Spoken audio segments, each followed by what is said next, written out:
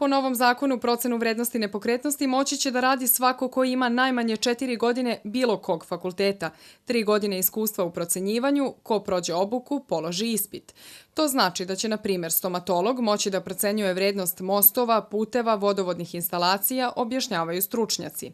Sporno je, kažu, i to što će proceniteljima obuke držati udruženja koja će inače dobijati akreditaciju od Ministarstva finansija.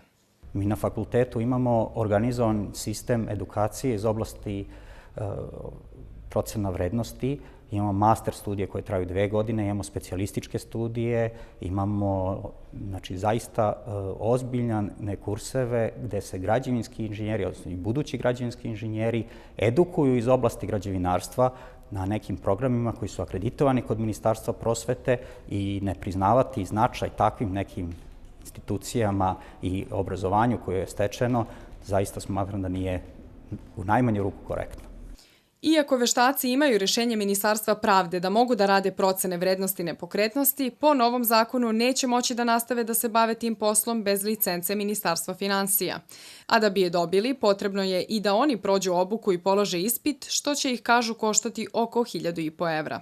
Recimo, doktor građevine sa Građevinskog fakulteta, inženjer, koji kurs treba da polaže i pred kojom komisijom bi trebao da polaže?